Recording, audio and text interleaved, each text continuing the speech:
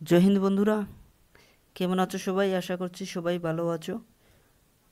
তোমরা যারা 1000 police constable রিক্রুটমেন্টে 979টি পোস্টে সিলেকশন পেয়েছো, তোমাদের জন্য একটি খুশির খবর। খবরটি হচ্ছে তোমাদের অফার ডিস্ট্রিবিউশন প্রোগ্রাম এর তারিখ চলে এসেছে। আগামী 13ই মে আগরতলা রবীন্দ্র শতবার্ষিকী ভবনে অনুষ্ঠিত হতে চলেছে অফার ডিস্ট্রিবিউশন প্রোগ্রাম। 979 জন মেল অ্যান্ড ফিমেল স্বপ্ন অবশেষে বাস্তব হতে চলেছে।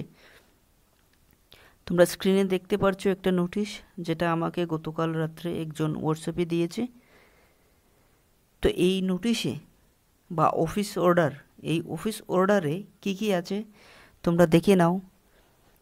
The offer of appointment of 979 candidates for the post of constable, men and women of Tripura Police will be distributed centrally at RS Bhavan Hall number 1 on 13/5/2025। 13/5/2025 তারিখে তোমাদের অফারটা কিন্তু রবীন্দ্র শতবার্ষিকী ভবনে দেওয়া হবে। এই দিনটি চিরস্মরণীয় হয়ে থাকবে তোমার এবং তোমার পরিবারের। এক বিশাল অনুষ্ঠানের মধ্য দিয়ে তোমাদের হাতে তুলে দেওয়া হবে নিয়োগপত্র। শুধু একটি কাগজ নয়, এটি তোমাদের এতদিনের কষ্টেও ত্যাগ ও কর্তব্যবোধের স্বীকৃতি। প্রধান অতিথি হিসাবে উপস্থিত থাকবেন রাজ্যের মাননীয় মুখ্যমন্ত্রী তথা রাজ্য পুলিশের head of the department professor doctor Manik Saha মহোদয়। দেখো, যেহেতু অফিসিয়াল নোটিশ এখনও আসেনি, তারপরও আমি বলে দিচ্ছি কি কি নিয়ে যাবে তোমরা। তো ড্রেস কোড একটা কিন্তু ইম্পর্ট্যান্ট। তোমরা যেহেতু অফার আনতে যাবে বা অ্যাপয়েন্টমেন্ট লেটার আনতে যাবে, ড্রেস কোডটা কিন্তু ইম্পর্ট্যান্ট। এবার সবাই কিন্তু ফর্মাল ড্রেস পরে যাবে। পার্সোনাল ইন্টারভিউয়ের সময় যেমন ড্রেস পরে গিয়েছিলে সেই ড্রেস পরে গেলেই হবে, বা ওই ড্রেসটাই পরে গেলেই হবে যেটা তুমি ওই দিনই পরে গিয়েছিলে। ড্রেস কোডটা এটা কিন্তু ইম্পর্ট্যান্ট। সুন্দরভাবে ফর্মাল ড্রেস পরে গেলে তুমি যে একজন দায়িত্বশীল মানুষ, সেটা তোমার ব্যক্তিত্বটা বেশি ওঠে। ডকুমেন্টস কি নিয়ে যাবে?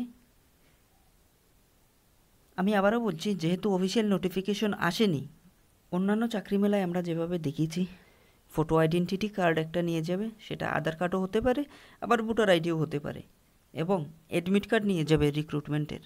এবার রেজিস্ট্রেশন কোথায় করবে? এখানে যাওয়ার পর জেলাভিত্তিক কিন্তু কাউন্টার করা হবে, এখানেই তোমাদের রেজিস্ট্রেশন করাতে হবে। তারপর মুখ্যমন্ত্রী এবং বাকি অতিথিরা যখন ভাষণ দিবেন, ভাষণ দেওয়ার পর ওনারা অফার তোমাদের হাতে তুলে দিবেন। অতিথিদের হাত থেকে সবাই তো আর অফার পাবে না, বেশি হলে 50 জনকেই অতিথিরা অফার দেবেন। বাকিরা কিন্তু নিজ নিজ জেলার কাউন্টার থেকেই অফার লেটার নিতে হবে। রিপোর্টিং টাইম সকাল 9টা, প্রত্যেক মেলাতেই হয়ে থাকে, চাকরি মেলাতে। যেহেতু অফিসিয়াল নোটিফিকেশন এখনও আসেনি, আসলে সব কিছু তোমাদের আমি আবার বলে দেব।